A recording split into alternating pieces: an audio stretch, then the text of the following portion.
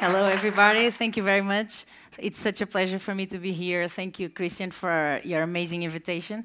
So what I'm going to talk about now, it comes a little bit like the girls that talked about before, is The Guardian tries not to be so formal.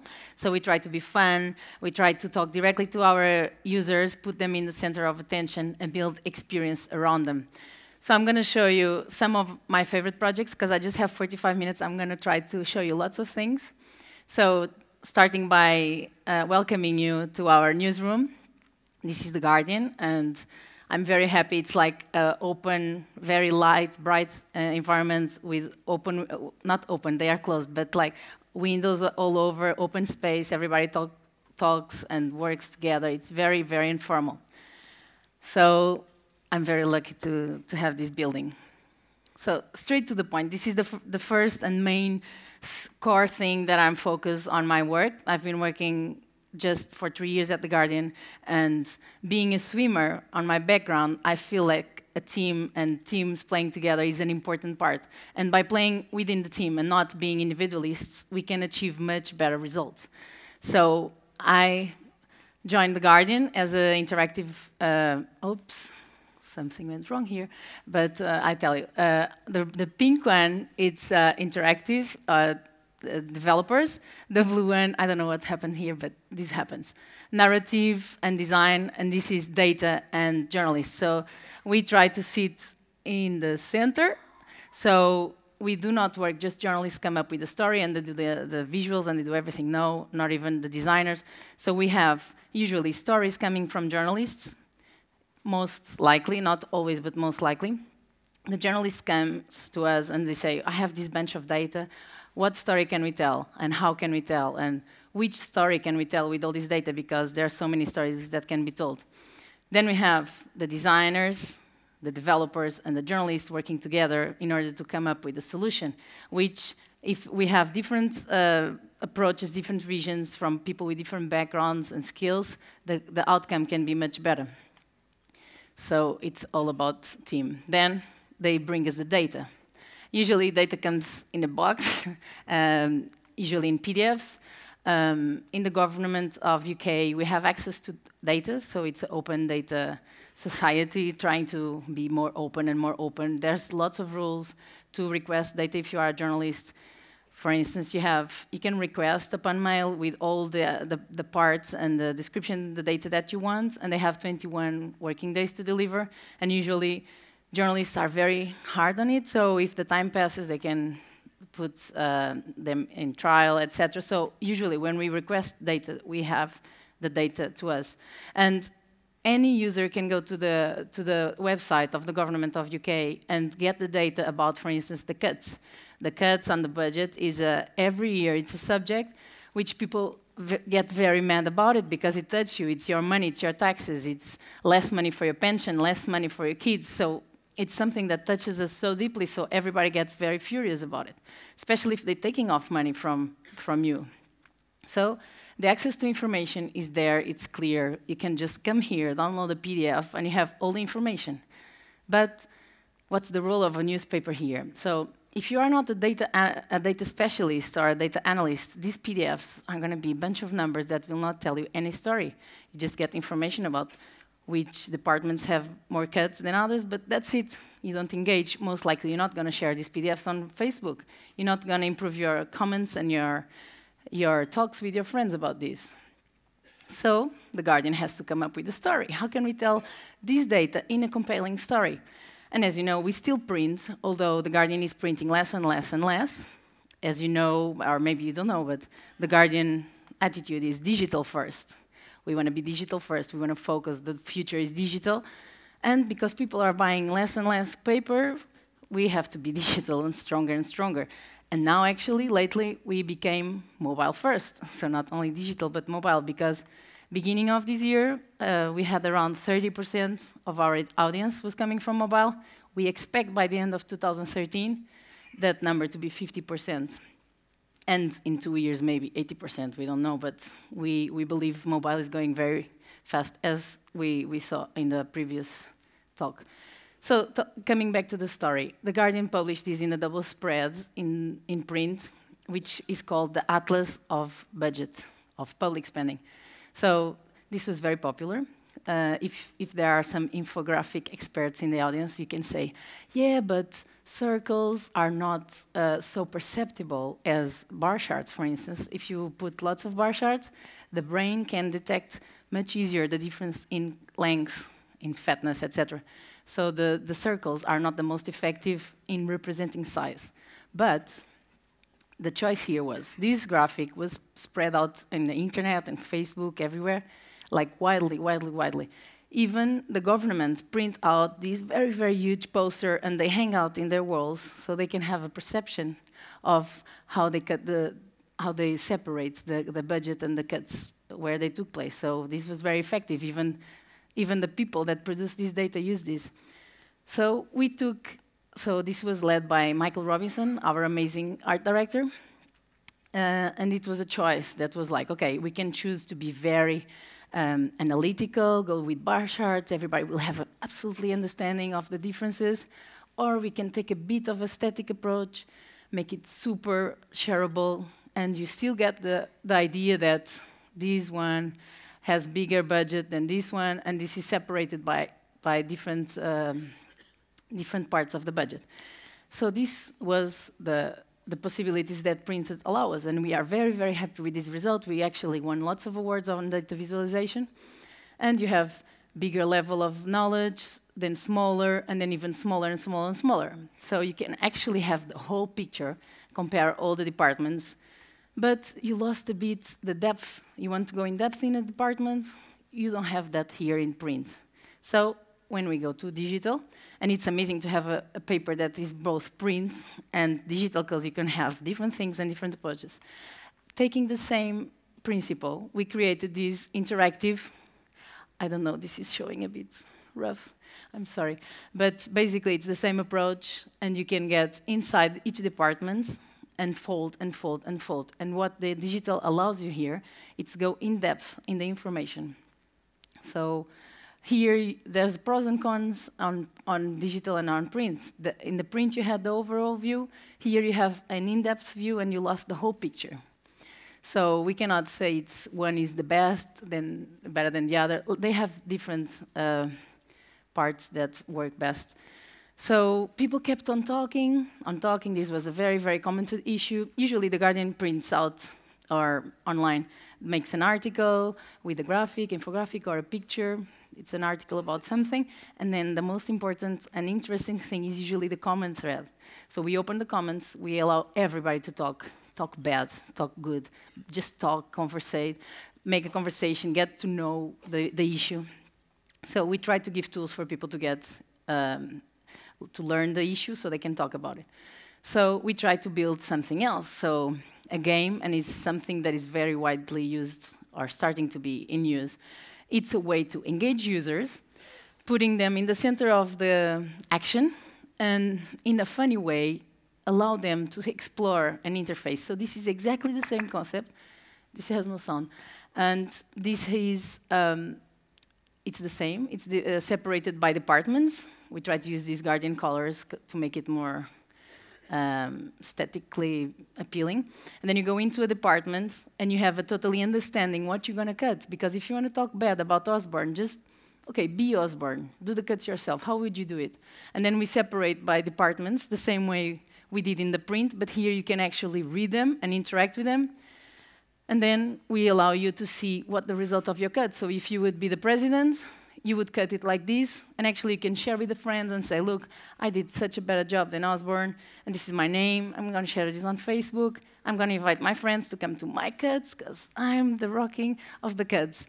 So now you can talk about it, you know what you're talking about, and you know the influence it will take. So you cut on work and pensions and Ministry of Defense. So now you understand exactly what it takes to cut. So this was an idea of, if people want to talk, let them talk, and let them have fun and engage.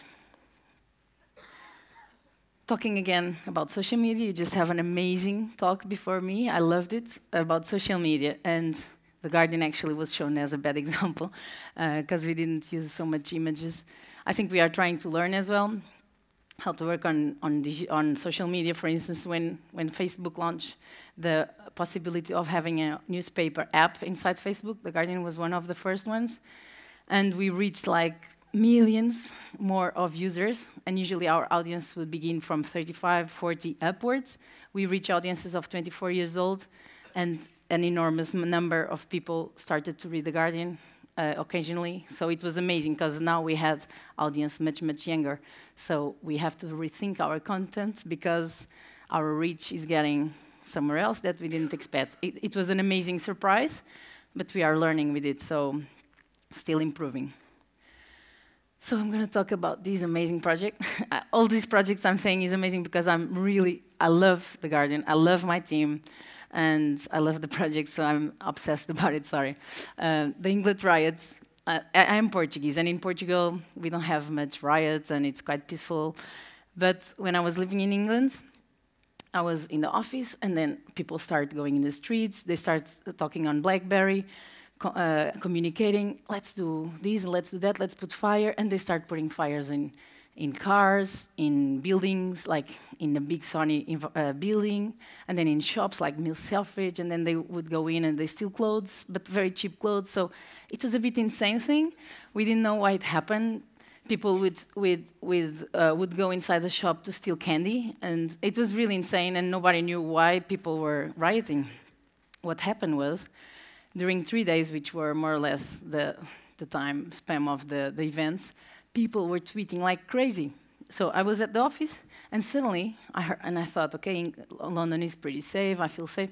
And then I start seeing fire everywhere, and Twitter saying fire in the street near my house. And then someone said, the riots went to the zoo, and they opened the cage of the tiger, and now there's a tiger in Primrose Hill, and I was living next door. You know, I was like, I'm going to go home, I'm going to be eaten by a lion or a tiger, or it was very, very scary. So, and then suddenly, to make it even more scary, the microphone of The Guardian sounded, everybody go home, the riots are crazy, maybe they come to The Guardian, they're going to put fire in The Guardian, just go home, lock yourself. I was like, oh, what am I going to do? I didn't know what to do. I arrived home, I had dismantled a table from IKEA that I had that had the leg of iron, and I was like, with the leg, if someone comes to my door, I'm going to kick him hard. So it was really scary, and everything was being said at Twitter. So we were obsessed with Twitter, learning. But the reality is that some things looked and seemed unreal, and we didn't know what to believe in. For instance, someone posted a picture of London Eye on fire and said the rioters went crazy, they put fire, they put gasoline, and then they set on fire the London Eye. And then people say, really? Is that true? And then people replying to the tweets, yeah, that's a picture here, and a real picture of London Eye on fire. And you would be like, what is going to happen? This is Third World War.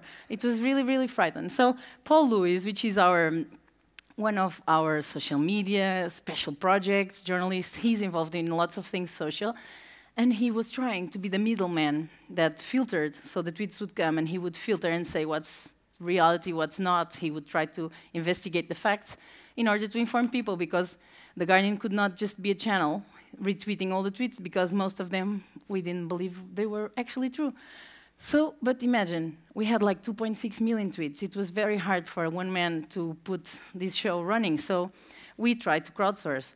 We asked, okay, if you want to participate on the news, so we want people to be reporters, we would like you to come into The Guardian. We put a little barrier, which is like you have to log in, either with Facebook or Twitter or Guardian login. So that stops a bit the people to just say whatever they want fast and go away, like London Eye is on fire. So people would have to sign in, and then they would put their postcode, and they would do their report with a maximum length of characters. So a little bit like Twitter, but more filtered. So then we had this all information about where things were happening, almost real time, not real time, but with 10 or half an hour of delay. And then at the third day, we grabbed all this information from the crowdsourced reports, and we built a map. As print, we have a limited amount of space, so we try to accommodate the main events, the main news that took place when and where in London. So we The Guardian, we try a lot to include the audience, not only to give us the comments, and we say comments is free, but as well to build a conversation, and most of the times the conversation is very, very important. So when you ask, so the Guardian is free, every other newspaper is kind of going in a paywall. Our editor-in-chief says, if comment is free, how can we charge for our content if we are asking the opinions of people for free? So I'm not sure if it's going to be free forever. I'm not sure everybody's happy, but it's the plan right now. It's to go free. I'm going to show you now the next. This is a film that shows you the entire process of the project that me and my team built after these events. So these events were a social impact in London, and it was amazing to see the reaction of people, everybody talking in Twitter, and the relations between one tweet and the other. For example, you would say, the London Eye is on fire, and I say, really? Yeah, here's the picture. So I ask you to prove me something, and you send me a picture, and the picture is like, whoa, okay, if I can see it, this is true. But then something like, you say, the tiger is in the street, and I say, yeah, right. So how is the relation between tweets? So we start working with academics from St. Andrews University, and they were developing, and they are still developing, an algorithm to test if a tweeter that replies to another tweeter, the relation, if it's opposing, supporting, or requesting more information. And these algorithms have been developed for a long time, and they wanted to test. And this was the perfect scenario. We have 2.6 million tweets. We have a lot going on that we didn't understand. And we have this algorithm that apparently is something mathematical, very clever, that can think for us. So let's use it. So we teamed up with them. And then Paul Lewis came to us. Hey, guys, I have 2.6 million tweets. Can you do a project, an interactive, something like with something moving? And we were like, yeah, super excited. We left everything we were doing because it was editorial less important at the moment. We jumped on and we started thinking about what can we do with these tweets. So we did this interactive called Reading the Riots, which was a reading on the tweets. We used this team of academics to come up with the algorithm. We placed, with the code, we placed the algorithm inside the corpus of tweets to read the relations. And 1 week before we launched this project, which was supposed to be amazing, we start seeing the relations of tweet, and something like, you say, okay, the police start the riots by beating a 16-year-old girl. And I say, yeah, right. And the tweet algorithm thinks, okay, yeah, positive, right, positive. So I'm supporting your tweet. But actually, yeah, right, is something like, yeah, I don't believe in you. But it's like, it's a way of emotional expression. It's like a sensation.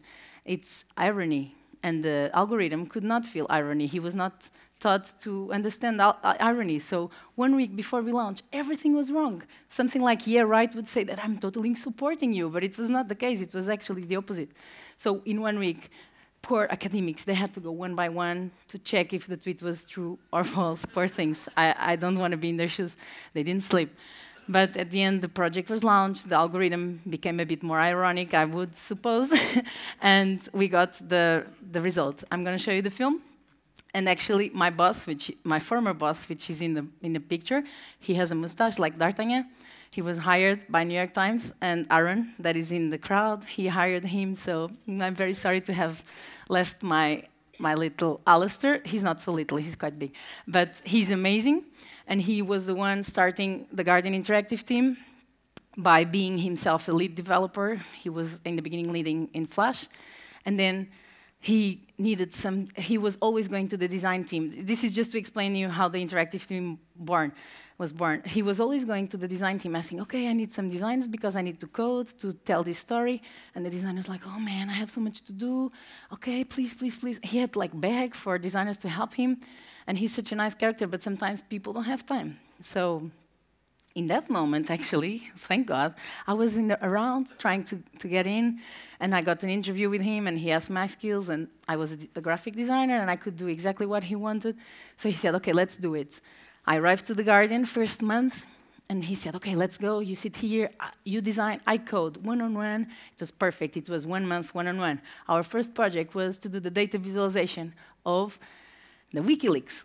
And I was like, WikiLeaks, what's that? And he's like, yeah, I was just coming from a master I was doing in Stockholm, actually. WikiLeaks, okay, does it have to do with Wikipedia, or what is it? I didn't know. He was like, oh, come on, you cannot talk to this about anyone. It's very secret. And I was like, okay, my mom is in Portugal. Mama, I'm working on WikiLeaks. I don't have a clue what is it. And my mom was like, shut up. You cannot talk about this, you can be killed. And I was like, oh. And I thought, like, this is like how newspaper works, you know? You don't talk about your project. So I kept on doing it, not knowing very well. I know there was about some people were killed and some secret information. So then, of course, then I got into it.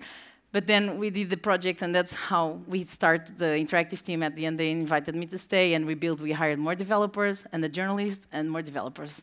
So that's why. And let me show you the movie, and when you see the guy with the mustache, you're gonna see who I'm talking about. So this is the front. This is the interactive that you could pick a theme. I'm gonna show you the movie.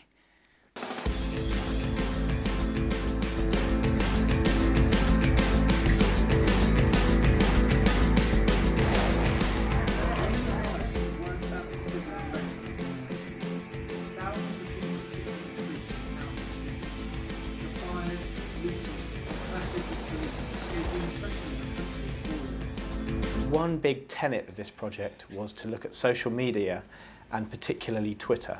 We wanted to ask the question, how was Twitter used during the riots? The riots were arguably the most tweeted event in the UK at that point. Many people had experienced the riots through a lens of Twitter. Our challenge was to find a way to show the birth and death of rumours on Twitter. In other words, to give a sense of how misinformation corrects itself in an open, unregulated forum such as Twitter.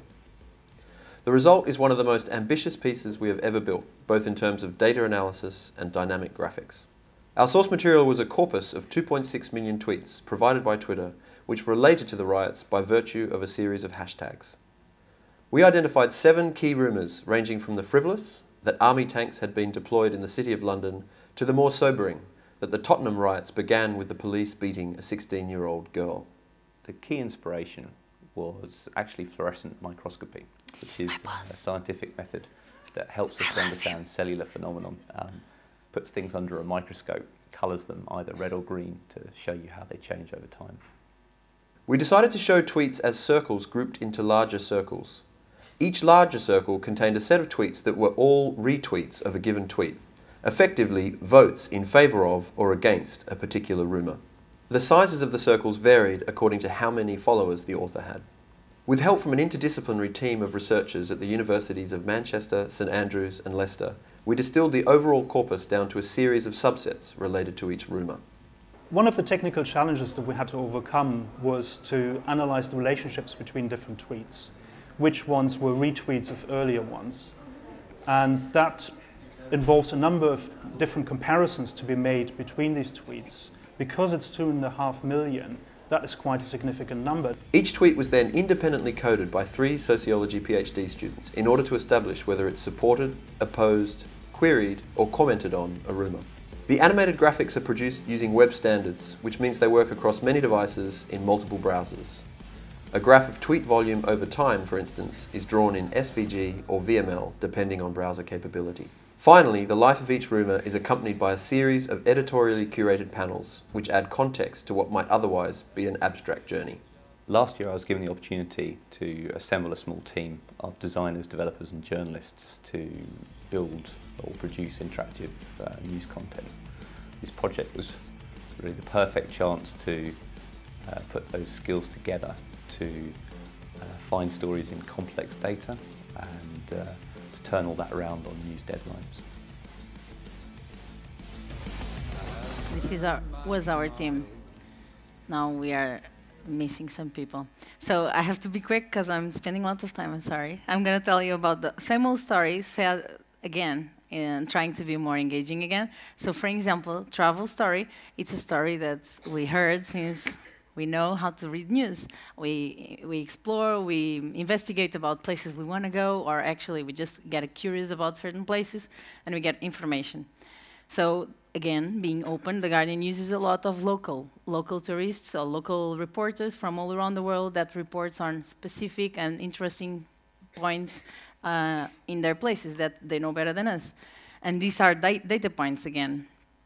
So we try to use them wisely. This is this is the first design for this interactive guide that I was asked, can you just design a guide? We have lots of local information, so lots of data points that we can assemble in an interactive about main cities in Europe. And we can separate information by where to stay, where to eat, what to see, shopping, nightlife, the typical. But this project has evolved. This was like 3 years ago.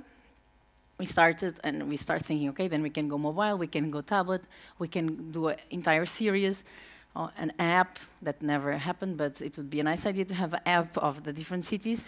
But we have it working on browser and working on mobile, and it's free. So the evolution was a very nice happening commercially. Cobra Beer, which is an Indian beer, asked us, okay, we love your city guides. Can you do one about Mumbai? Because actually your audience and readership is very UK-based, and lots of UK people come to India, so it would be amazing. And if they know about Cobra beforehand, much better.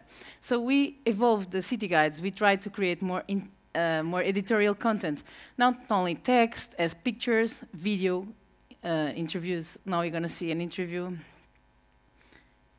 I've ordered 2 sandwiches with all the fixings, so absolutely everything that they put in. He cuts the corners off, you know, the crusty bits, and he butters them liberally, adds the green chutney. So this was an amazing venture commercially wise, because we had the code of the city guides. We just redo the entire design. And we got local people doing interviews, doing filming, doing photography, writing articles about interesting places to see in Mumbai. And we got money on it, so it was amazing. Because the Guardian we have the Scott Trust. We never really had to deeply think about how we can be commercial, get money. Now this issue is starting to come as the money is coming to an end, and we have to come up with solutions. And this was a great solution because we did not let the commercial brands interfere in the content. We just asked them, okay, you pay us the money to be featured in our city guide, and we deliver the editorial part because this is what we do best. So please don't tell us to do differently, because if our readers like the way we do stuff, we shall continue doing the same way. And then, as the Olympics came to London, we developed a mobile-first approach for this city guide, specifically to mobile. And here, we did not give you thousands of things, where to stay, thousands, where to eat, thousands. No, we picked 10 best of everything. So it's like the 10 top things to do during the Olympics. As we thought, people are coming, they like sports, they come to London, let's give them a bit of the top things to see. And actually, we have something like cheap eats, cheap sleeps. So because people, if they're going to spend lots of money in going to the Olympics, they want to save a bit of money. And actually, London has amazing stuff to offer, even for a cheaper price. Although people think everything is expensive, actually, there's lots of cheap things. So the approach here, and what I want to phrase here, is that when you deliver for mobile, it's not worth that you want to put everything in a mobile, like all the information I can tell you. No, actually, that is actually bad, because when you are in the move, you have less time, you have less attention span, your real state of screen is much smaller, so you have to say, okay, tell me what I want to know. And if I want to know more, I shall go to the browser. If you would stay three weeks in London, you wouldn't have the time to see everything we suggest you in this mobile. But if you stay 3 months, you can go to the browser and have the entire experience. So when you do for mobile, shrink a bit, tell me exactly what I want to know, fast, to the point, like the teenagers went, right? Another commercial success. I like to talk about these issues because the Guardian is open, we don't charge, but actually we tend to have, lucky enough, some commercial success. Leonardo da Vinci was an exhibition coming to London to National Gallery, and the National Gallery seems to have very good relationship with the cultural section of the Guardian, because we tend to feature a lot of cultural stuff. And they said, okay, we're going to have this amazing, really amazing exhibition about Leonardo da Vinci, and we can give you pictures the size of this screen if you want. Can you do something? We would like to advertise, but we just don't want to say, Leonardo da Vinci, come to our exhibition, a banner. We want to do something going into editorial, which is what brands are trying to achieve now, melting in the editorial. So we came up, so they said, okay, we can give you the pictures, what can you give us? Again, my team got together, let's think, okay, if I'm a lover of art, what do I want to know from a piece of Leonardo da Vinci? Actually, if I have the access to go and deep, if I'm really loving it, the way he brushed, the way he traced, etc., I can go really deep and see it very close if I'm in the exhibition. And then I would like to know why he painted that, what was his mood, what was he doing, why did he use this technique, etc. So some history of art facts that are interesting. And actually, I told him, I would love to hear a voice, because maybe I'm just a grandfather or grandmother. In this case, I'm sitting, I'm browsing the art because I love it, and I don't want to read because my eyesight is very bad. I want to hear because I want to focus on the painting. And actually, if I'm in the exhibition, I want to hear as well while I'm seeing the real painting. And if I'm a teacher of art, I would like to do copy-paste of the content and pass it to my students. So we tried to accommodate both, and this was a bit of an experience that I like very much. We invited Jonathan, which is Jonathan Jones. It's our art critic, and he's very engaging the way he talks. You're going to listen a bit. He's very immersive, and he's very passionate. So he talks. Artists often portray the human skull. They do it as a memento mori, an image of death. That's not what Leonardo... This is a lovely example of Leonardo da Vinci's famous mirror handwriting. So you could browse through the different paintings. We would release one a week to create excitement. This man looks almost like a Roman emperor. We seem here to just be looking at... So basically, we asked him, can you pick 4 or 5 points on a painting and do a critic or analyzing the part? He was, I would love to do that. And it was amazing because he never did something digital and interactive. He would just usually be asked to write a report. So this was very engaging as well to engage him. Overcoming barriers, literally. During the Olympics, that was the point where every world would be looking at London. So this would be an amazing opportunity for The Guardian to shine. And guess what? We could not use any video because BBC had all the rights. So how can we tell the story about the Olympics when you want to be up to date? I want to know exactly the results that happened 1 second ago. I want to be up to date, know everything, so I can talk on Facebook and Twitter and be on top of Olympics, because it's such a nice topic, I think. So the challenge was, how do we overcome the barrier of not having access to the video? So let's give our audience everything except video. So we created the second screen, which was exactly that. You could just see the pictures if you want. You could just see the tweets or everything, pictures, tweets, Guardian articles, table medals, and you would have a timeline that would allow you to be up to date. This is the exactly now. Or you could go backwards. If there's a picture you like, then you want to see it again. And you could share individual tweets or individual articles or individual pictures. Pictures were very, very spreadable because The Guardian is, I think, famous for having such a nice peak of pictures. We have amazing photographers working with us and medal tables. So you would be up to date without the video. If you wanted video, you could go to BBC, which we are very good friends with. And then we said, okay, we have data, lots of data. We have all the channels have this thing. We have all the data from the previous winners of different modalities. So how can we tell this data? Instead of being a bar chart or some data visualization, static, let's do something immersive again. Let's invite the user to come on the stage and race against the winners of all years. So you, now, 2012 was the Olympics, and all the winners of previous years. And if you run now, as the body has evolved, maybe if you run now, you actually could beat a 1902 winner. So we did an 8-bit game, because London is very hipster, so we wanted to keep the same hipster style and make a bit of fun. This is fast forward. This is still available, so you can play. And we wanted as well for people to share. So at the end, we did, I think actually I'm talking, we did, sorry. I'm going to go directly to the game. One more. Yes. So you could pick your race, your name, your country.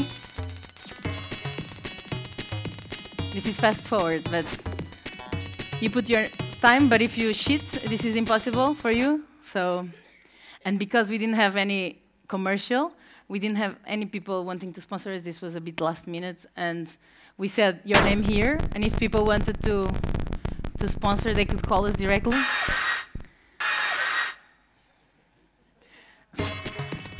And this is like data visualization of the previous years and the winners. And to make it viral, you could unlock animals, a bit like the riots. And you could unlock the unicorn or the cheetah, and we talk to the biology departments to get the real times these animals would do. So now you're going to run against the horse and a tiger. Let's see. Whoa, the horse. It's very fast. Yeah, so if you would race against the horse, you wouldn't have a chance. And if you do a swimming competition, actually it was very nice, you would have to race against Jesus walking on top of the water backwards. That was very hard. I love this game. And this is exactly to the point that the girls talked. Don't be so serious, be a bit casual. We try to be very casual. And it's funny because when I go to The Guardian, I think, oh, The Guardian is super serious, super well-respected newspaper, but actually we don't take ourselves so serious. We try to be fun and like do these kind of things. The next one is the project, the last project Alistair did while at The Guardian before leaving to the New York Times. And he is a genius. And he said, okay, so we have this girl, Catherine Short. She's the film critic, and her memory is like an elephant's memory. She remembers every film. And she actually has access to all the films that haven't come out yet to public, and she remembers them, of course, as well. So Alistair said, okay, think about 10 categories you could divide the films on. It can be like the normal ones, like romantic, horror, comedy, etc., but something else like gory and other categories that are not official, but she could come up with. And then give a number of 1 to 5 to all of these categories, both to the classic movies and to the upcoming movies. And then when a user comes to get information about the Oscars, we ask him, okay, what's your favorite movies? From the classic movies, tell me the movies you liked and the movies you did not like. By that, we get a profile of the user, and we can suggest the upcoming movies that you should see and the ones you shouldn't see. So this was taking the intelligence in-house and put it in the service of our users. So here you have hearts and beans, and from all the classics you can love it or bean it if you don't like them. So we get your profile, and we pick like 50 top, I think. And by that, in the backstage of these, we are creating a database with your information, giving you points. So then, in the upcoming movies, we have the films that score the points that you wanted. Here, show me more. And here you have 3 top movies that you should actually see, and 3 that you're not going to like due to your profile. And guess what happened? Users always wanted to see, firstly, the ones we say don't see. And they comment like, oh, don't see what? Who are you to tell me not to see? Because they love it. They don't like to be told. Lately, and this is my favorite one, and it's very childish, but as you can see, I'm a bit childish as well. It's Andrew, our editor-in-chief, who everybody at The Guardian loves. He's a charismatic man. He asks, okay, I keep talking about Guardian being open, but nobody gets me. Can you do one of these animations that you used to do and explain with the animations and illustrations? So Paul Louis wrote the story, I did the animation, and we had an amazing designer for sound. Again, sound is very important. And we did this film, which is going to take 2 minutes, about The Guardian. How do you think about journalism? Readers used to be treated like a passive audience. Media proprietors had a monopoly over news. Their journalists interpreted the world. They decided what the story was. And then they distributed the news to their grateful readership. The internet has changed all that. Now the audience can give their version of the story too. They can witness, record, and share what is happening around them. Suddenly, the stage is a lot more crowded. So how has this changed the way we see the world? We still think of news in a similar way. Important, unexpected things that happen, like a boat sinking. Previously, you could only find out what had happened through journalists. For those with the power to create news, the only competition was other journalists. But now there are lots of people who can help tell a story. They could be passengers, witnesses, weather forecasters, engineers with the knowledge of the mechanics of boats. Newspapers are not the only investigators. Bloggers do it too. In this changing environment, why compete when you can collaborate? We see the future as reaching out to people who can make our journalism richer. We want readers to have the power to correct and improve our stories. Journalists are used to telling readers what they know. Take Joris. We've asked him to write about the banking sector. That's a difficult assignment. Previously, Joris would have had limited routes to the information he needs. He could try the front door, calling banks and asking them for interviews. He could develop contacts in banking, make friends. He could think imaginatively to get the information he needs. Joris still does those things, but he's also doing more. He's being open. He's telling people about the big gaps in his knowledge, and he's asking for their help. He's saying, "Who knows more about banking than I do? Can you help? Who knows less about banking than I do? What would you like to know?" Lots of people are starting to help Joris. He's developing a community of people collaborating with his journalism. We hope that through being open, we can develop communities across The Guardian. Take sport. It used to be that just a few people in the crowd could write the match report, reporters. But lots of people have interesting ideas, and now they can share them. In this new world, why would we only give you the perspective of one reporter? Instead, that journalist can curate the best contributions from around the world. We hope it means better journalism, which improves over time. Open journalism is not the end of the story. It's the start of a conversation you can be part of. So I hope this explains why The Guardian is open. And as my conclusion, I think in order to keep being up to date with the media, we have to reinvent ourselves. And this is my little friend from Portugal, my chameleon. And he changed colors according to the place where he is. So I think we need to change our behaviors in the environment we are, as it's such a changing environment. Thank you very much. And I am open for questions and emails and everything you need to know. Thank you so much for your attention. Thank you.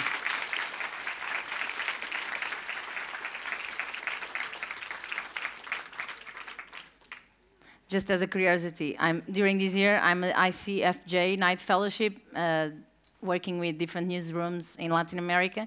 So I'm really open to help whoever needs help or advice or ideas. So feel free to contact me.